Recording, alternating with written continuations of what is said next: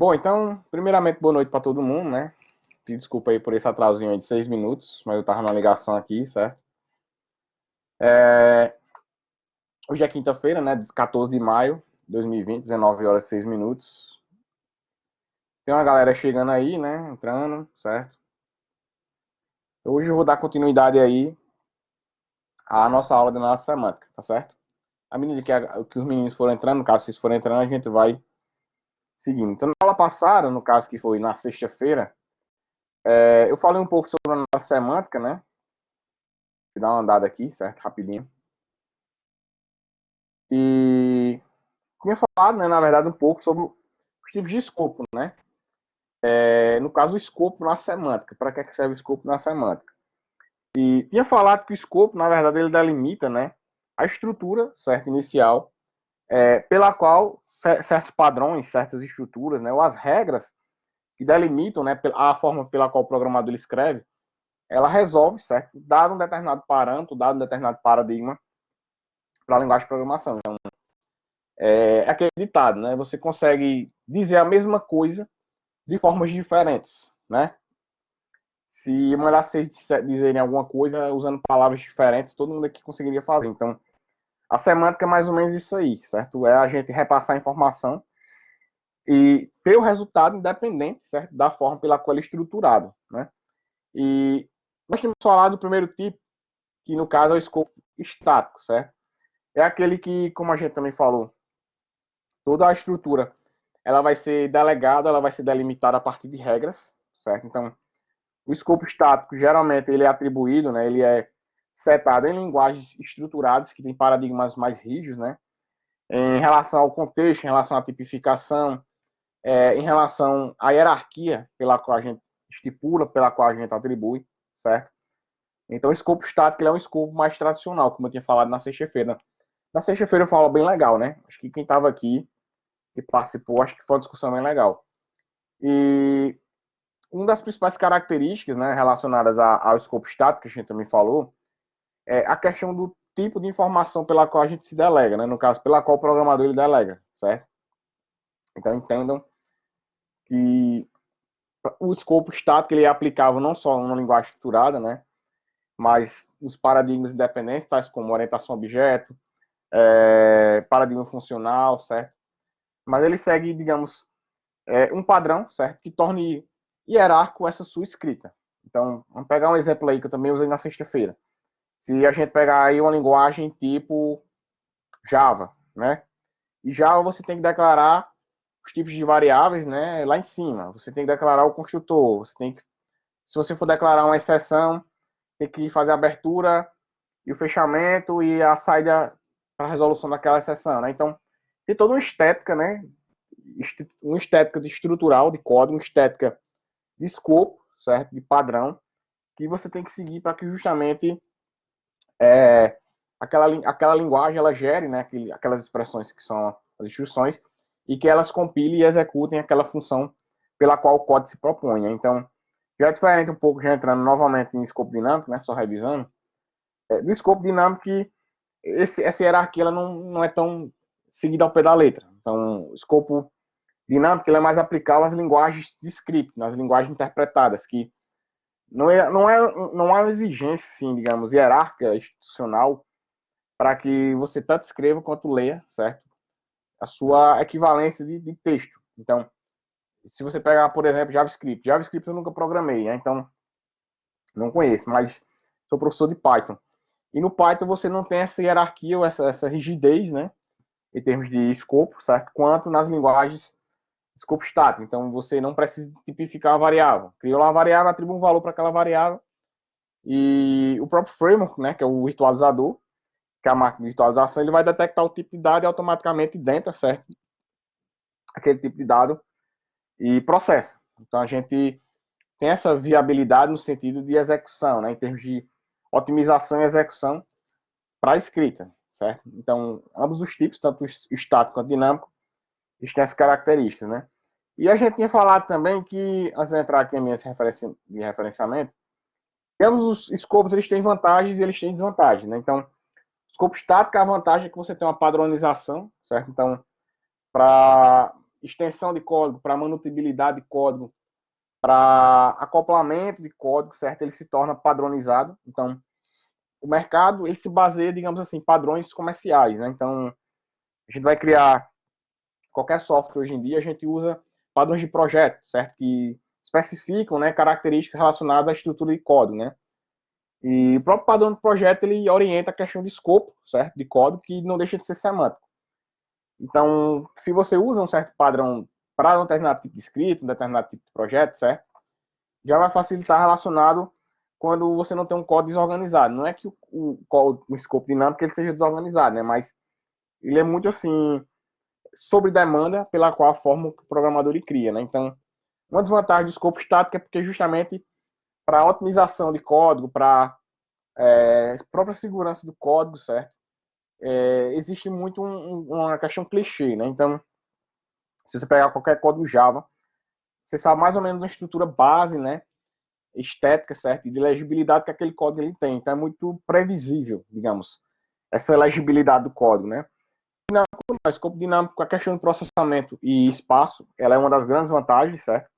Por ser interpretada, então, a arquitetura que faz esse processo de atualização, ela independe da linguagem, ela independe do escopo. Então, o escopo ele é rápido. O tempo de desenvolvimento é rápido porque é simples a forma pela qual o programador ele escreve, certo? Em contraponto, é muito abstrato. Então, para você criar componentes, ou você criar quaisquer elementos que tornem o software mais complexo, mais robusto, né?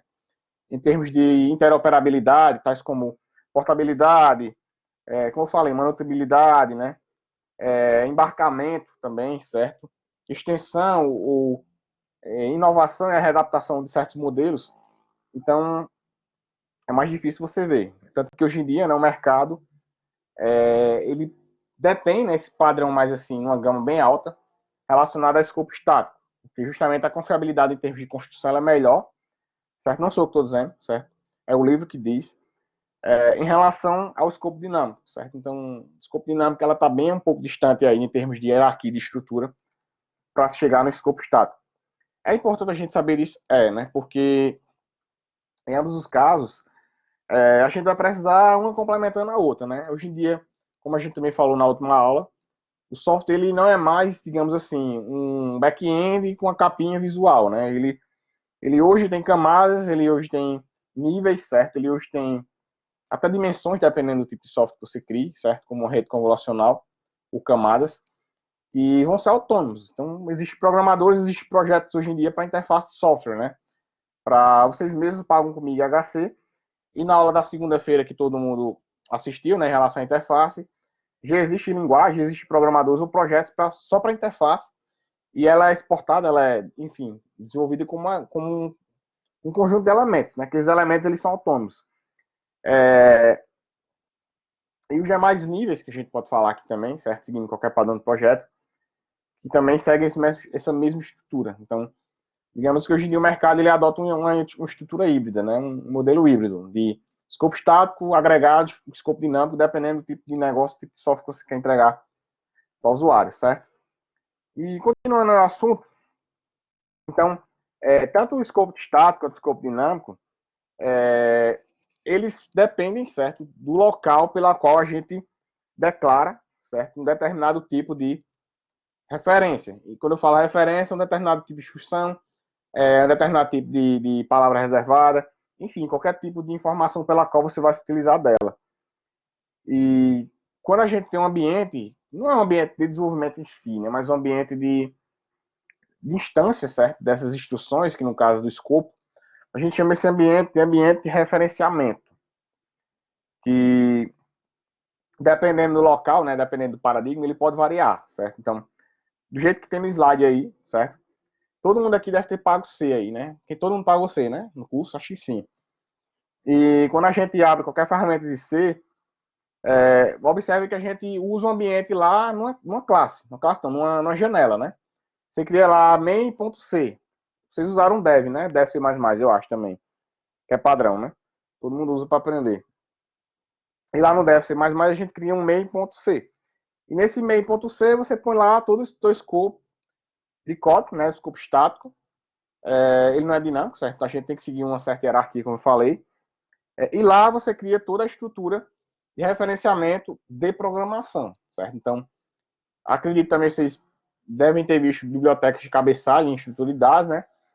E observe que são separadas uma da outra. Então, você vai ter aí a classe em C, caso a janela em C, perdão, e as bibliotecas .h, e você faz uma importação de uma janela para outra, né? Dentro da mesma parte do arquivo, certo? Então, cada janela é separada, mas quando você pega toda a estrutura de relação existente entre esses elementos, na verdade, a gente chama esse ambiente completo de ambiente de referenciamento. No escopo estático, como eu estava falando, certo? Ele é formado por variáveis, né? Sejam elas locais e globais, certo? Todo mundo aqui, logicamente, sabe a diferença entre elas, né? Visíveis tanto dentro da janela, como também dentro de um pacote ou dentro de uma classe. Então, se você for para Java, que já é um pouco diferente, você cria a classe, né? Se tu não instanciar o objeto que vai ter naquela classe, então ele não fica visível para quaisquer outras classes que você cria uma herança, ou você cria qualquer outro tipo de polimorfismo, né? Relacionado àquele objeto, certo? Até dentro do pacote, né? Se você cria vários packs lá de código, se você criar um objeto que você quiser utilizar qualquer instância do objeto que está em outro pacote, você também vai ter que fazer essa ligação, vamos chamar, certo? Para que ele enxergue não só as variáveis, ele enxerga objetos, ele enxerga métodos, ele enxerga de uma maneira maior, certo? Então, o ambiente de referenciamento ele pode ser entendido como um espaço, né, dentro da ferramenta de desenvolvimento, dentro da IDE, certo? E que você cria essas regras de relação existentes entre os elementos da linguagem de programação, sejam objetos, sejam bibliotecas, sejam variáveis, quaisquer outros que tenham, né? Pelas linguagens de escopo dinâmico, como não se tem toda essa estrutura, digamos assim, complexa, né? Então ela é formada basicamente pelas variáveis, todos os pequenos agrupamentos de códigos que você tenha, né? As variáveis, no caso, em ambos os locais, certo? Seja no ambiente de referenciamento com escopo estático, seja no ambiente de referenciamento com escopo dinâmico. Então vai variar aí de local para local mediante o tipo de estrutura que a gente tem, certo? Aqui a gente tem um exemplo, ó, no ambiente de referenciamento com escopo estático, né? Observem aí, acho que vocês visualizam o mouse aí, né? Observem aí que a gente vai ter dois voids, né? Como voids, procedimentos independentes, aqui você vai ter um main, que também não deixa de ser um void, né? E dentro do void sub1, aqui, né, no caso sub1, fala, Nick, tudo certo? Tu vai ter, no caso, A e B aí, certo? Que são variáveis locais, né? Aqui dentro do sub B você vai ter C, B e C, que também são locais. E aqui você vai ter C e D, certo? Dentro do main, que no caso aqui já vão ser globais, não vão ser locais, né? Então, observe que todo o código está na mesma janela, né? Se a gente criar isso aqui em C, certo? Ou até em Java também. Você pode criar tudo na mesma janela. Mas vai ter que ter relações de instância, de hierarquia, ou quaisquer outras formas de decomposição de leitura, certo? O entendimento compilador, pela qual a gente vai criar, certo? Então, como eu falei, aqui é um ambiente que você vai ligar as coisas. Você vai ligar variáveis, você vai ligar objetos, independente da forma que seja, né? O dinâmico segue o mesmo padrão, na verdade, né? A diferença é basicamente só questão de regra, certo? Então, enfim, eu não conheço nenhuma diferença assim muito drástica relacionada a ambiente de referenciamento para linguagens. Acho que a maioria delas segue o mesmo padrão também, certo? Tanto para escopo dinâmico quanto para escopo estático. Acho que 90% das linguagens de programação seguem o mesmo critério aí de referência ou até de extensão, dependendo do tipo de paradigma, certo? Porque não compensa, né? Cada linguagem fazer o seu, porque senão vai ficar muito disperso no mercado, né? É o mesmo conceito lá de que a gente tem de redes de computadores. Então, imagine aí que as empresas dos anos 80, elas criaram cada uma as suas tecnologias, né? Mas todo mundo teve que seguir os protocolos, porque senão ninguém ia conversar com ninguém, só quem tivesse equipamento da mesma fabricante, né? Tranquilo aí, né? Até agora, tô vendo que todo mundo tá online aí, tá faltando muita gente, né? Na nossa aula. Deixa mais colegas de vocês, hein? Todo mundo pensa que já tá de férias, né? Pois é, né? Escaparam da chuva vocês. Como é que vocês estão no trabalho aí também? Comecei a aula para a metralhadora, né? Não falei com todo mundo. Mas era para não perder o insight aqui da aula passada, certo? Então, continuando aí, vamos lá. A gente também tem, dentro da análise semântica, né, outras duas, digamos, fases, né, do processo, dentro do processo semântico, são importantes. Primeiro, a declaração dos identificadores, que a gente também tem análise léxica, né, então todo mundo aí entendeu o que é identificador, né, mediante o tipo de criação de reserva de memória, que no caso são variáveis, né, e as declarações que podem variar quanto ao tipo. Então, nesse caso aí, sejam elas declarações unificadas, duplicadas, triplicadas, por aí vai, certo? A compatibilidade de tipos também. Então, a gente segue um sistema de métricas, certo? Que é universal, inteiro a inteiro, em qualquer linguagem de programação, né? Caractere, string, em qualquer linguagem de programação. Vai depender, na verdade, do tipo de operação que você desenvolve, certo? Mas o sistema de identificação, o tratamento, ou até manipulação semântica, ele tem que seguir o mesmo padrão aí. Olha aqui que eu até botei no slide, né? A gente tem aqui para atribuição, inteiro, recebe inteiro, real recebe inteiro, né? E string recebe cadeia de caracteres. Eu acho que todo mundo aqui lembra, né? Nas primeiras aulas de programação que vocês tiveram, os professores de vocês, né? Se a gente declarar dentro do real, aliás, dentro do string um real, ele só vai guardar a parte inteira, né? Do valor que é depositado na variável, né? E o real ele guarda totalmente o valor que é guardado, no caso, declarado pelo inteiro, porque ele utiliza, né, por truncamento ou por arredondamento as casas decimais que a gente tem dentro daquele valor que a gente declara, né? A conversão dos tipos também, certo? Acredito que todo mundo aqui já deve ter visto conversão de tipos de informação, né? Em Java a gente tem vários tipos aí de real para inteiro, de inteiro para real, certo? De string para objeto, de objeto para string, de inteiro para string, de inteiro para objeto, de objeto para string, certo? Então, vai depender do tipo de manipulação, do tipo de phasing, né, que a gente chama, que você quer trabalhar, certo? Dentro daquela linguagem de programação. Deixa eu ver se eu acho aqui um link para mandar para vocês lerem o que eu estou falando aqui, certo?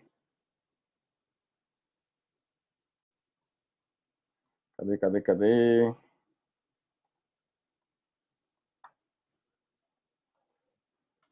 Ó, se vocês quiserem dar uma olhada nesse link que eu colei no chat, ele fala um pouquinho sobre essa compatibilidade de tipos em semântica. Ó. É o phaser que a gente usa em Java, certo? Aqui está só um exemplo, mas a gente pode ter o Delphi também, eu cheguei, quando eu fui programar o Delphi também usa um phaser lá também, certo? Linguagens orientadas a objetos, elas têm essa característica, né? Já que elas tratam o objeto como entidades que podem adquirir comportamentos e características que são diferentes. Essas características elas podem ser dinâmicas também, certo? Então, por isso que a semântica ela tem essa classificação importante, né? Ó, acabei de falar de Java, já apareceu no slide, né? Então aí a gente tem exemplos, ó, o byte, né? Vira short, né? O char. Alguém sabe a diferença de char e short? Eu poderia dizer aí. E de byte? Qual a diferença de byte para short and char aí? E aí?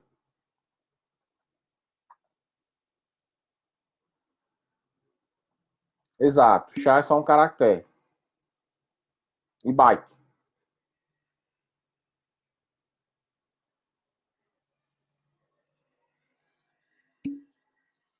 Exato.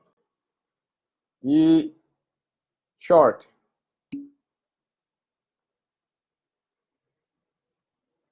Short são quatro bytes, né? Cara, são sim, porque o int são 8. No caso é um bit. Na verdade, eu acho que short, são 4 bytes mesmo. Acho que o int são 32 bits, né? Se não me engano. E dá isso. O long, né? Eu não lembro exatamente quantos são, certo? Mas é um int mais extenso, né? E a gente tem o float e o double, né? O double é que faz a maior alocação de espaço de memória. Resolver se tá uns foguetão aqui perto de casa. Não sei o que é, não. Isso. Vocês estão ouvindo?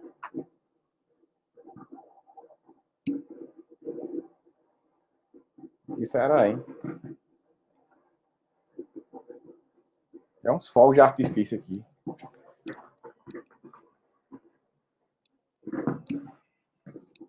É não, fogo de artifício aqui. Enfim, né? Eu vou tentar falar aqui pra vocês ouvirem, certo? Comemorando o que eu não sei, né? Porque...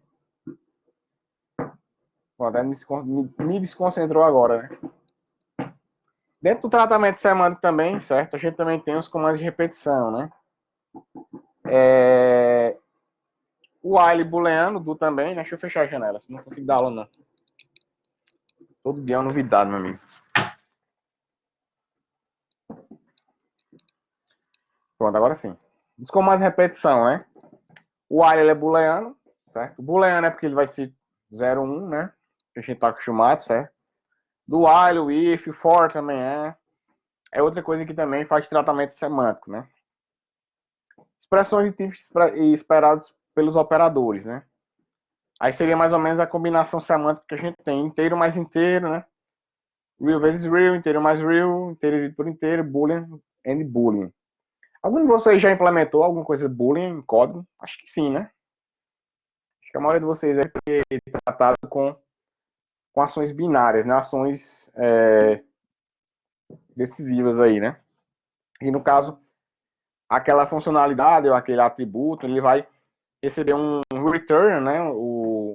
Enfim, um phaser ou qualquer outra característica e tu torna aquilo ali o true ou false, né? O próprio true ou false, na verdade, já é booleano, né? Ou você pode atribuir ou denominar o próprio 0, 1, né? Vai depender, na verdade, da sintaxe, né? E da semântica também, do tipo de linguagem que você adota. Como também os arrays aí, da forma que a gente, no caso, a gente vê, né? Um vetor de inteiros, a gente sabe que também tem, acho que não tem aqui, tem não. Também tem vetor de strings, né? Também, certo? Vetor de reals, eu nunca vi vetor de booleanos. Se algum de vocês aí conhecer, alguém de vocês conhecer booleano, certo? Mas eu nunca vi não. Então não é comum a gente ver essa questão dos booleanos, né? De vetores, estou falando, certo? Concordância entre parâmetros também é outra característica de tratamento semântico, né? Porque os parâmetros eles vão variar bastante, certo? Vamos pegar aqui exemplo. Vocês tinham um sistema antigo da faculdade, né? Que era o acadêmico em TOTS. E hoje a gente tem um sistema nativo da Cruzeiro, né? Então, confundia bastante. Eu acho que até alguns de vocês se confundem, né? Quando a gente, sei lá, em vez de usar ponto, tem que usar vírgula, né? Tu vai botar lá no teu código 2,5. Até algumas linguagens de programações, como o próprio Python que eu falei, que não usa vírgula, usa ponto, né? E tem linguagem de programação que não usa ponto, usa vírgula, né? Então os parâmetros também podem variar bastante, dependendo do tipo, certo? De estrutura, do tipo de sintaxe que a gente usa, né? O próprio maisinho lá, que eu falei também na última aula, aquele mais que... O símbolo mais, né? O símbolo positivo, que é utilizado no system.out.println, também é um exemplo disso aqui, um tratamento semântico relacionado a parâmetro, né? Porque se você for construir um comando de impressão na tela em Java, ele pode adquirir várias formas, né? Ele pode adquirir a forma de soma, você pode fazer uma soma diretamente no próprio comando de impressão, né? Se ele tiver, entre aspas, dúvidas, ele pode adquirir a forma de string, né, de texto, e isso forma nativa, né, quando não está atrelado nem uma aritmética, nem uma representação textual, ele adquire a forma de concatenação, né? Só são essas três ou vocês sabem mais alguma? Acho que não, né? Dentro do comando system.out.println, certo? Mas acredito que só sejam essas três aí, né? Ou seja, acredito que também seja possível incrementar dentro do system.out.println. No caso, se eu botar mais, né? Nunca fiz esse teste. Se alguém tiver com o Eclipse aberto aí, pode fazer esse teste para mim aí. Para todo mundo aí, certo? Se é possível incrementar dentro do comando sysout, né? Dentro do comando sys.out.println. Mas também outra forma da gente gerar uma concordância de parâmetros, certo? Então, vai depender bastante do tipo de divisão que a gente tem. Deixa eu só responder uma mensagem aqui rapidinho. Eu acho que era a coordenação aqui. Tranquilo até agora, todo mundo aí? Fala em alguma coisa aí, que tá todo mundo calado. Nem que seja pro chat.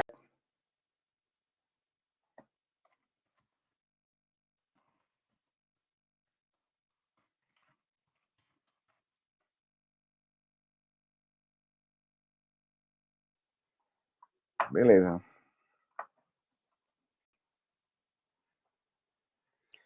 Em relação ao tratamento de escopo, a gente também tem um erro, né? Variável local é um procedimento utilizado no programa principal. O erro é bem interessante dentro do tratamento semântico, né? Ele vai, enfim, variar bastante de acordo com o tipo de declaração, de acordo com o tipo de biblioteca que a gente tem dentro da ferramenta, né? Então, existem vários tipos de erros. Existe o próprio erro de software, né? Que é o erro de tratamento. Existe o erro de hardware. Existe o erro da própria interface que você programa também, certo? Então, enfim, existe várias formas. Existe o erro do usuário, né? O usuário ele digita errado, ele age de maneira incorreta e a gente vai ter que corrigir, certo? Enfim, mediante uma situação pela qual a gente estipula. Existem também os tipos, né? Sejam eles básicos, né? Que são os comuns que a gente utiliza, booleano, char inteiro, real. E os complexos, vetor, registro, ponteiro, enfim, qualquer outro tipo de abstração que a gente crie. E na própria linguagem estruturada, lá em si, a gente pode criar um próprio tipo nativo, né? Que é o typedef lá, né? Existem outras linguagens que também você cria tipos de dados bem mais específicos, que mediante o tipo de compilador, mediante o tipo de verificação que a gente passa, né? Que a gente instancie, ela não reconhece, não faz com que esse processo seja reconhecido. E cada, digamos, verificação desse tratamento semântico exige uma certa quantidade de regras, certo? Então, existem compiladores, existem web services, né? Existem aí middlers, ou qualquer outro componente que você gere, né? Que para que você garanta que um pseudo-algoritmo, um algoritmo que ele é intermediário, ele atenda a grande parte aí das conversões, vamos falar assim, certo? Você também tem que estruturar a partir de uma hierarquia que ela seja comum de ambas as partes, né? Então, depende bastante do escopo, eu acho, certo? Na minha visão. Acho que o escopo ele é a principal, digamos, visão, assim, em termos de semântica, certo? Que contribui. Deixa eu só printar a tela mais uma vez aqui. Que contribui que a gente tem uma mediação, certo? E depende também, eu acho que também do paradigma. Às vezes tem alguns paradigmas que você pega a cena, né? Todo mundo aqui já pagou a cena. Existem alguns paradigmas, tipo, como paradigma relacionado mais à questão da montagem de hardware, né? Que por mais que você use o escopo estático, por mais que você use tipos de dados ou tipos de comandos, mas a própria sintaxe da linguagem ela vai impedir, né? Se a gente quiser fazer um if else em assembly para converter para Java, não vai ter, digamos, a conversão em termos de quantidade de informação que pode sair, né? Enfim, Java eu posso criar um tipo que ele pode ser boolean, pode ser um tipo qualquer outro tipo de retorno. Já a assembly não tem um retorno, ele só dá o true ou false, né? Então aquele retorno na conversão ele pode ser decodificado, ele pode ser interpretado como qual tipo de regra, de acordo com que tipo de expressão.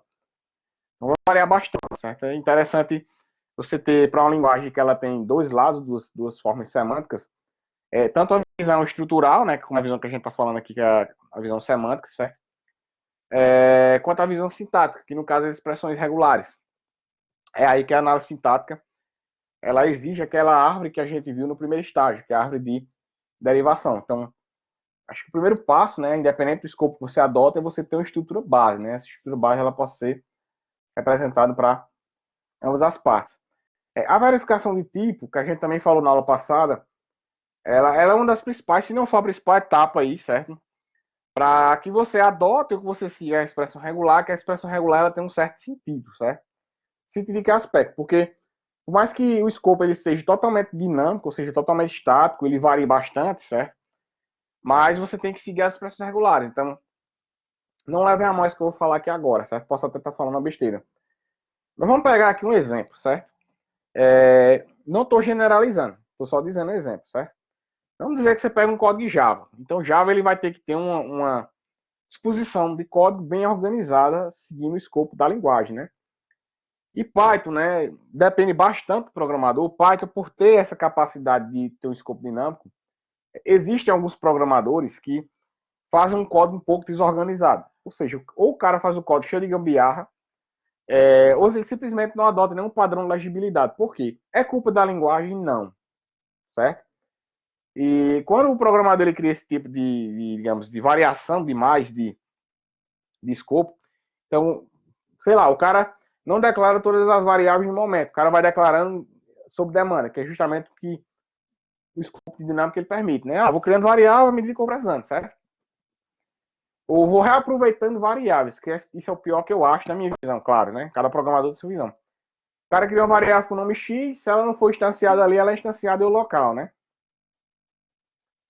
Deixa eu ver o que foi que Ian botou aqui. Deixa eu só terminar, Ian, para eu não perder o raciocínio. Aí o cara criou uma variável no local X e botou aquele nome da mesma variável lá embaixo em outro local, certo? Se o código não cair ali, ele cria a variável em outro local. Então você tem duas variáveis pré-criadas ou instanciadas, né? Que podem, enfim, rodarem ao mesmo tempo, simultaneamente, certo? E vai criar aí, digamos, uma certa confusão quanto à dinamicidade do próprio escopo. Então, o código, às vezes, é isso que eu estou falando, não estou generalizando, né?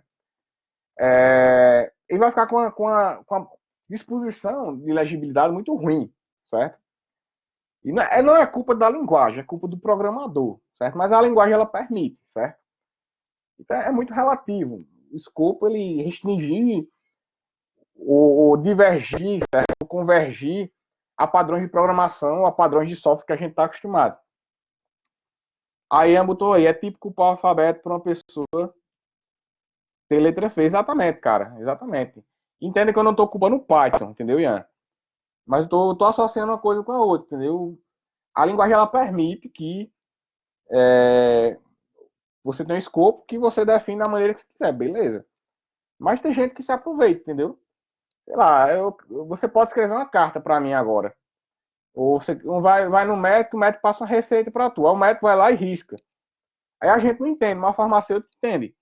Ele riscou, riscou. Quem é que entende? Só o farmacêutico. É informação? É. Mas aí, assim, se a gente for generalizar, não vai dizer que todo médico tem a letra ruim, né?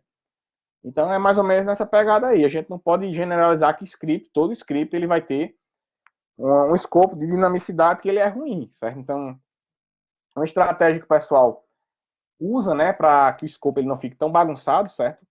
Apesar que o escopo ele tem que ter uma lógica, né? É, fazer essa verificação, certo? Tanto de contexto, como eu falei nas primeiras aulas, eu acho que você estava, né?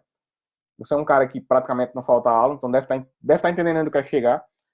É a verificação também da definição dele, certo? Que é o que justamente a gente está falando, certo? Então, verificar um tipo já é você voltar um passo atrás, né?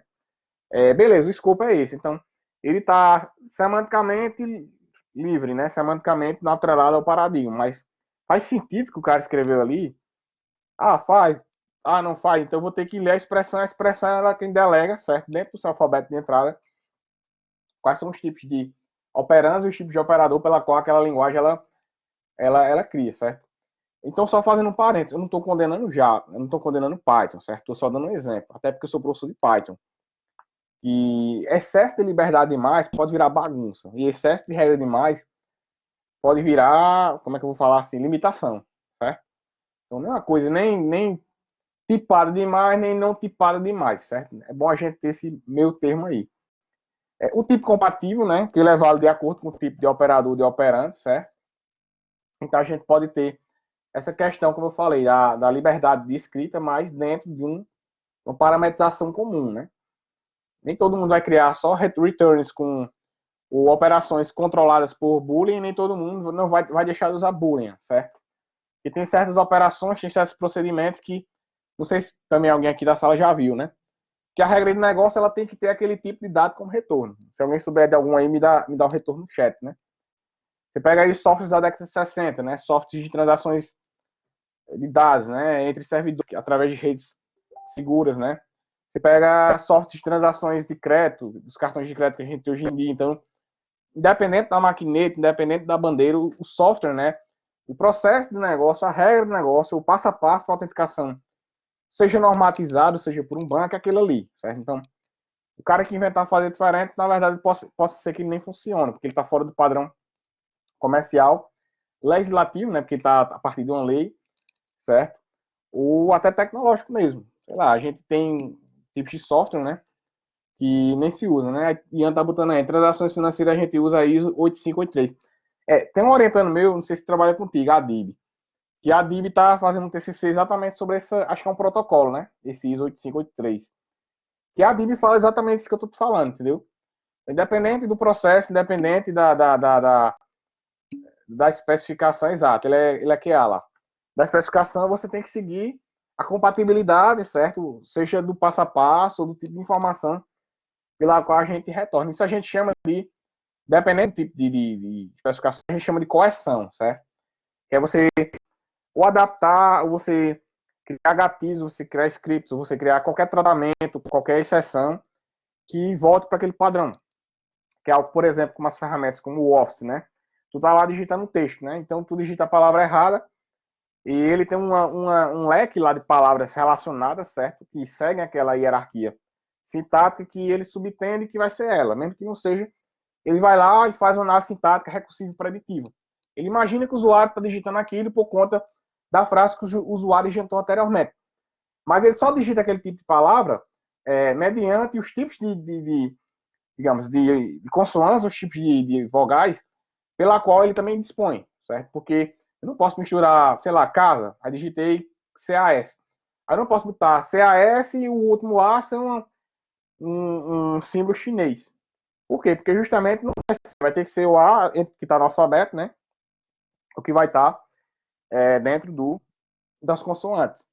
E apesar de não ser sintático, certo? Chega nesse nível para verificação dos tipos, porque o tipo ele assegura, garante, né, na verdade, a realização do processo semântico. Porque se você mudar todos os tipos de dados, ou você mudar todos os processos de dados, até os protocolos, né? Não sei como é que o sistema de crédito ele funciona. Existe toda uma cadeia de relação existente, existe toda uma cadeia de interação existente que relaciona essas ações e que faz com que esse processo ele dê continuidade, né? Eu acho que da maquineta, se eu não me engano, do estabelecimento comercial vai para o servidor da empresa, né? Que eu acho que é que vocês trabalham. Do servidor da empresa vai para a bandeira, da bandeira vai para o banco, né? E esse processo volta também para dar autenticação. Então, entre cada ponto a ponto desse que existe, certo? Espera-se um input e espera-se um output.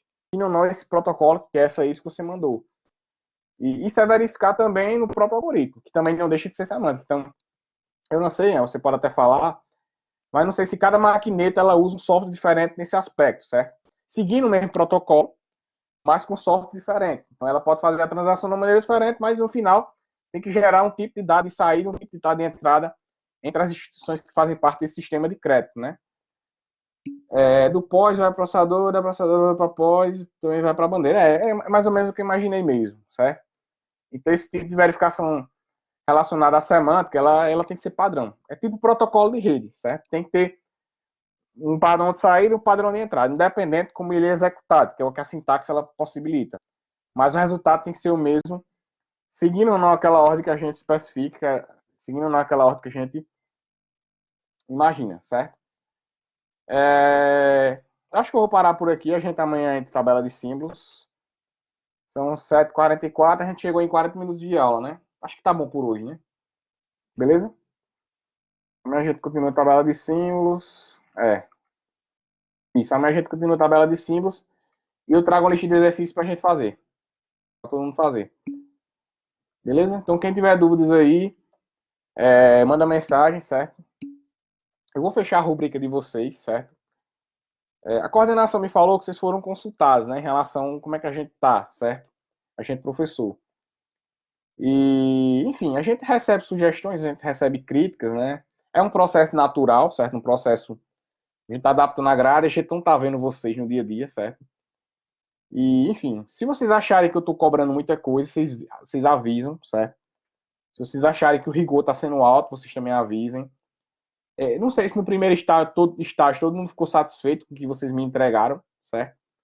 Se a lista de exercícios estava muito difícil, se tinha muita coisa pra vocês fazerem, certo? Então pediram pra gente ter essa conversa com vocês durante as aulas, certo? Então, como eu recebi essa informação agora à tarde, então vocês são a minha primeira turma que eu estou tendo essa conversa. Se vocês tiverem alguma crítica, alguma sugestão, alguma opinião, certo? Pode ficar à vontade para falar. Eu não tenho medo de receber críticas em relação dos alunos, eu acho que pelo contrário, eu acho que é melhor vocês falarem o que está dando errado para eu tentar melhorar do que fazer errado e no final dar mais errado ainda, tá certo? Então eu vou fechar a rubrica desse segundo estágio de compiladores e DHC, né, que são as duas turmas que vocês assistem a aula comigo. Eu vou postar no virtual, certo? Então Hoje não dá mais tempo, porque eu tenho aula de A agora, de 8h20, né? Mas amanhã eu apresento para vocês, naturalmente, o que é que eu vou cobrar no segundo estágio, certo? E vocês validam. Se vocês validarem e der tudo certo, beleza. Se vocês não validarem, aí eu reformulo, certo? Enfim, faço qualquer outra adaptação para que ninguém se sinta cobrado demais, mas ao mesmo tempo não fique tão assim rasgado, né? Não fique tão dada a nota, tá certo? Eu agradeço aí se vocês deram feedback em relação a isso que eu tô falando. E qualquer coisa eu tô à disposição da turma. Tá joia? Então eu vejo todo mundo amanhã. Valeu.